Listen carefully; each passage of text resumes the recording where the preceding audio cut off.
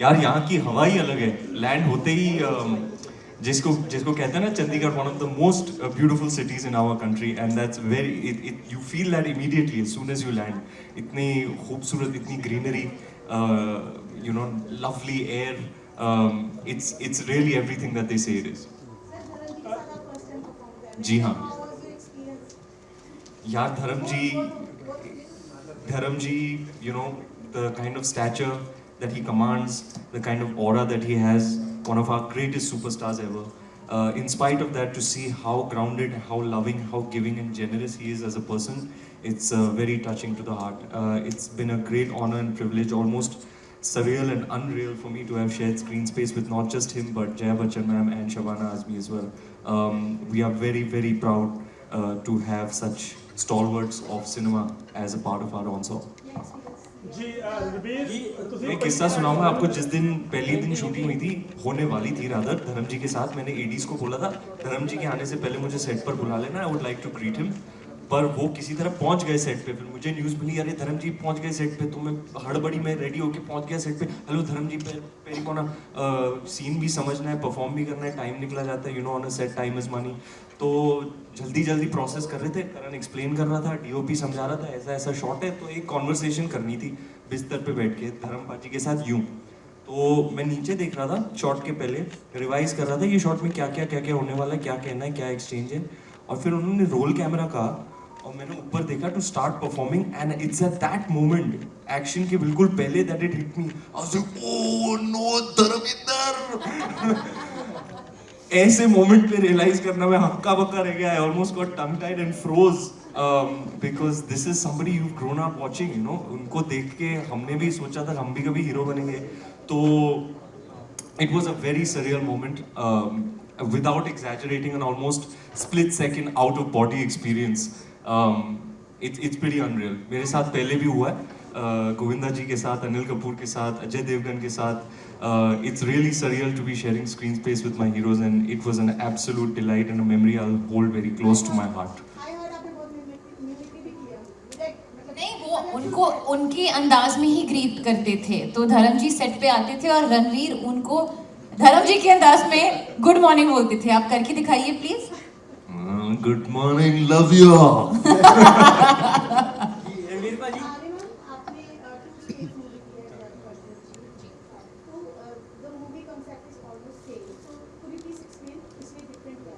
I think the only thing similar, I would say, it's a mixture of two cultures. I think that also is a mixture of two cultures. This is, but इसमें I think सबसे अलग ये है, जैसे कि हमने trailer में देखा है कि एक स्विच होता है। They switch families. ये मानते हैं कि रिश्ते के स्टीयरिंग व्हील चाहे अपने हाथ में हो ना हो, बैकसीट ड्राइविंग है जो फैमिली ही करती है। तो इसलिए इनको अपने अपने एक दूसरे के फैमिलीज को प्रूव करना है that they are worth the love that they share for each other.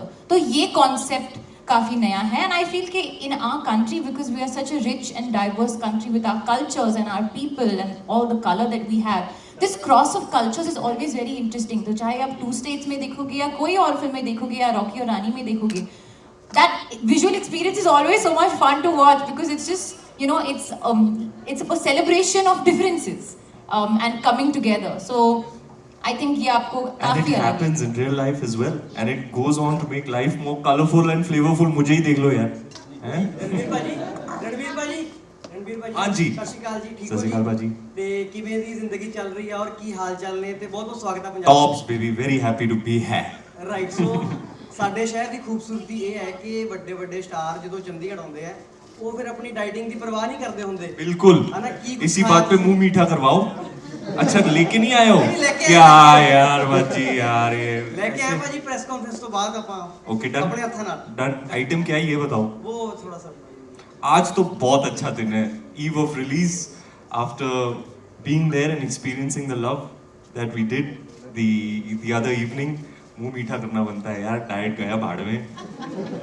Ranbir जी ਮੇਰਾ ਸਵਾਲ ਹੈ, ਤੁਸੀਂ ਪੰਜਾਬੀ ਬॉय ਦਾ ਕਰੈਕਟਰ ਪਲੇ ਕੀਤਾ ਹੈ, ਇਹ ਤੁਹਾਡੀ ਚੋਇਸ ਸੀ ਕਿ ਰੌਕੀ ਪੰਜਾਬੀ ਕਰੈਕਟਰ ਵਿੱਚ ਪਲੇ ਕਰੇ ਕਿਉਂਕਿ ਹੋਰ ਬਹੁਤ ਸਾਰੀਆਂ ਸਟੇਟਾਂ ਨੇ।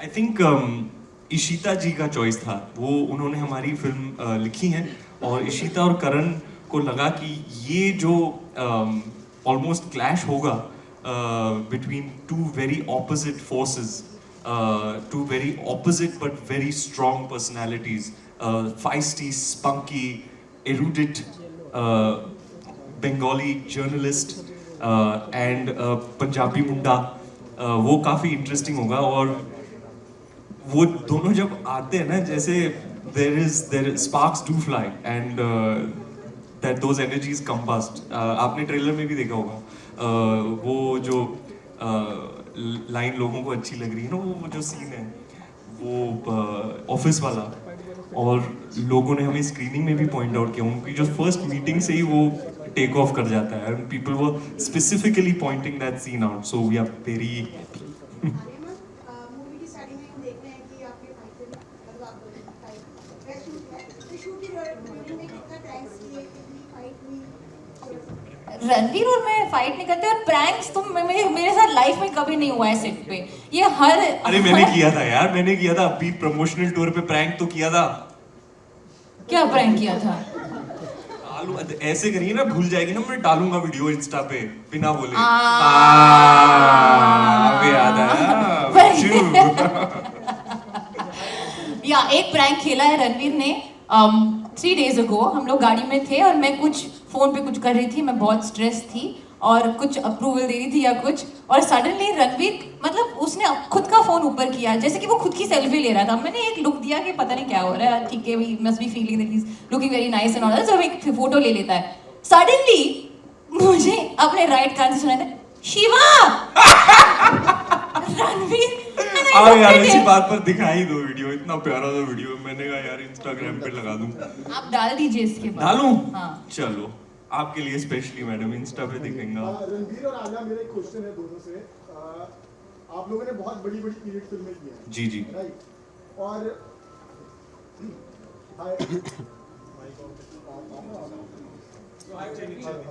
नीचे नीचे नीचे आवाज बुलंद है सर, आ जाइए। हाँ। मेरा ना दोनों से क्वेश्चन है। सॉरी सर, आप सीरियस सा सवाल पूछने वाले थे ना, उसके पहले मैं मजाक कंप्लीट कर लूं। दिखा दूं? अच्छा देखिएगा, स्क्रीन थोड़ा छोटा है, खैर कोई नहीं, ये देखो।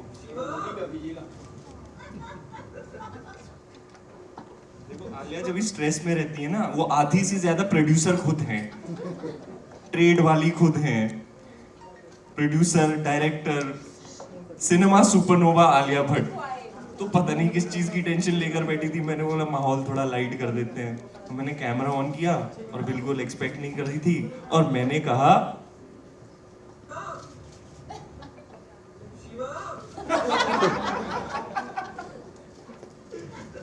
चलो हंसी तो, They got it, they got it. कहते ना हंसी तो फंसी। See, my question is for both of you. अरे बिग बॉस वाला सवाल रिजर्व करके रखना सर, बिग बॉस बहुत इंपॉर्टेंट है आलिया के लिए। हाँ, बहुत इम्पोर्टेंट हाँ, है। आजकल का एंटरटेनमेंट आलिया जी के लिए है ना। नहीं तो क्वेश्चन क्या है? रुक जाओ सर, आप पूछने वाले थे My जनाब। question is ji for both बिल्कुल। of you. आप लोगों ने बहुत बड़ी बड़ी पीरियड फिल्में की हैं, राइट? उस लेगेसी को मतलब कंटिन्यू रखना और खुद को प्रूव करना फिल्मों में कितना टफ हो जाता है। जैसे रॉकी की रानी में भी अगर देखा जाए तो बहुत बड़े बड़े सेट्स लगे हैं, बहुत मेहनत हुई है फिल्म पे। और अगर आपकी पिछली फिल्मों की मैं बात करूं तो there are more of same production cost आती है, राइट? ज़्यादा ही आती है। उस कैरेक्टर को अपने आप के अंदर ढालना और उस कैरेक्टर को मतलब उस लेगेसी को कंटिन्यू करना कितना टफ रहता है एक आर्टिस्ट के लिए। नहीं, मुझे क्वेश्चन समझ में नहीं आया। बेसिकली माय क्वेश्चन इज कि आप लोगों ने इतनी बड़ी बड़ी पीरियड फिल्में सर आपको पता है इनकी परफॉर्मेंस गंगूबाई काठियावाड़ी में देख के मैंने भी सोचा था आलिया इसके आगे क्या यस क्या माय करेगी, क्वेश्चन इज क्या? दिस ओनली कि लेगेसी को कैरी करना और लेगेसी पे खड़े उतरना कितना टफ हो जाता है। आप देखते रहिए हमारी शेरनी क्या क्या जलवे क्या क्या जलवे दिखाती है I आने वाले wasn't सालों expecting में। that. Thank you, beta. Thank you for the encouragement. Thank you. I think ना हम दोनों एटलीस्ट अगर I agree I will speak on behalf of Ranveer, क्योंकि हम इससे बहुत कनेक्ट होते हैं। जितना कम आप रिजल्ट पे फोकस करो उतनी ही ज्यादा मिठास आपको प्रोसेस में नजर आएगी। अगर आप अपने आप को ज्यादा कि मैं ये लेगेसी फॉरवर्ड करने के लिए, ये हिट होने के लिए मुझे ये करना पड़ेगा, तो बहुत फॉर्म्यूलिक हो जाता है। और कहीं ना कहीं जो एक ऑथेंटिसिटी है बस कहानी बोलने की, कैरेक्टर्स बनने की, वो निकल जाती है। तो I think our endeavour is के बस आप कहानी अच्छे से बोलो, दिल से बोलो कहानी, और जिनको पसंद आएगा उनको पसंद आएगा। और अगर वो जो लेगेसी बाय प्रोडक्ट हो जाता है क्रिएट पर, कोई ऐसे सेट पे नहीं जाता कि आज मैं लेगेसी क्रिएट करूंगी या legacy, obviously the incentive is to make something impactful and entertaining for the audience, और उसका जो भी रिजल्ट हो हमें मंजूर है, क्योंकि audience is you know the final answer to everything. Alia ji, आखिरी सवाल फिर से, बिग बॉस में जो रॉकी और रानी है वो कौन है? बिग बॉस के घर में। एक्चुअली तो ऑब्वियसली मैं बिग बॉस अभी मैं बहुत देख रही हूँ, क्योंकि मेरी बहन है घर में पूजा। तो मैंने शुरू किया एंड मैं अभी काफ़ी मतलब बहुत आदत हो गई है मुझे, whether in between promotions and the night I always go and watch that episode. Bigg Boss में रॉकी और रानी कौन है? ओके, एक तो मैं कहूँगी आई थिंक एल्विश मुझे बहुत रॉकी लगते हैं, क्योंकि जैसे वो बात करते हैं और उनका जो अंदाज है, सिस्टम है, जैसे वो बोलता है, all is very entertaining. He really wears his heart on his sleeve and he is very funny, मुझे तो बहुत पसंद है। तो Elvish can be Rocky. Manisha Rani को हम लोग रानी बना देते, क्योंकि उसके नाम में रानी भी है, एंड आई थिंक उनकी जोड़ी काफी क्यूट लग सकती है। But I have to take my sister's name, क्योंकि वो तो मतलब हमारी भट्ट परिवार की रानी है, द वे शी इज, जो अपने ओपिनियंस बोलती है, जैसे वो यू नो लोगों के लिए स्टैंड अप करती है, फैमिली की जो लॉयल्टी है, वो रानी के बहुत सारे ट्रेट्स है उसमें। या हाँ दिलदानी माड़ा तेरा सिद्धू मूसेवाला। सर आपको छोटी सी बात बता दूं, the other day Ranbir saw the film with us in our friends and family screening, and it was so lovely to hear from somebody whose craft I admire so much that yeah, it's not that you've not played a Delhi boy before, but there was absolutely no similarity to find that he was appreciative of that, and that felt really good. So hopefully what Ranbir felt, the audience will feel as well. What झुमका? दिन छोड़ के मैं सारे काम काज करूं, तेरे हुस्न के ईगो का मसाज करूं, तेरा झुमका जो होया गलती है तेरी, और थाने जाके एफआईआर में लॉन्च करूं। जानती है कि मैं तुझ पे पिता हूं, तू ये जानती है, तेरी आत्मा को मिली थी ही शांति है, मुझे ऐसे काम पे लगा के बस ढूंढता रहूं मैं तेरा झुमका। वो एक काम करते, 2 और सवाल तो ले ही लेते हैं। नसीब हो चक दे। एक्चुअली मैम आप मानी ही नहीं, जिस दिन हम शूट कर रहे थे ना, तो फील्स के लिए ऑन सेट भी यू नो सबको फील आनी चाहिए, तो पर मैंने कहा बड़े स्पीकर पे ये वाला गाना प्ले करना, because I used to work out to Munde देसी।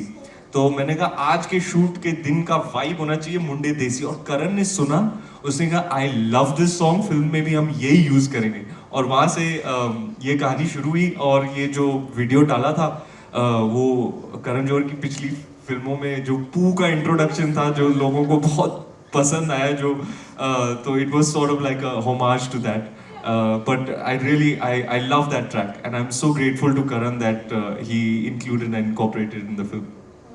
One last question. और प्रीतम जी का रीमेक जरूर सुनना मैम, आप फिल्म देखेंगी ना, just watch out for the use of Munde Desi in the actual film and what Preetham's treatment to Munde Desi is. I think Naseeb भी surprise हो जाएंगे in a most pleasant way. कौन सा वाला ढोल बजे मैम? हिंदी सिनेमा में काफी बार ढोल बजे हैं। तुझी पे जाओ, फिर वो बोलता नहीं। मैडम बैठ जाओ, ढिंडोरा उसमें नगाड़ा बजा था मैम, बैठो एक मिनट। मैडम बैठ जाओ भाई। नगाड़ा संग ढोल बजा था। उसके पहले भंसाली साहब ने भी बजाया था ढोल, ढम ढम ढम ढोल बाजे, ये बाजे रे बाजे। जी हाँ, डांसर की ढोल काफी बार बज चुका है, बजना भी चाहिए, ढिंडोरा भी बजना चाहिए। लोग गाना बहुत अच्छा लग रहा है, खास करके visualisation, and one of my pet favourites from the album, specially because of the way it's visualised. All gratitude to Vaibhavi ma'am, who is an absolute legend. So grateful that we were able to collaborate with her on this film. She really is a creator who brings out the best in us, I would say. Ji 83 film mein I made a very dear friend for life, and I love him to bits. जो भी मतलब ऐसा बंदा मुझे life में नहीं मिला, Amy Virk, he is Rabda बंदा है, you know, I just want to be like him. You know, with such a large heart, wearing your heart on your sleeve and full of love.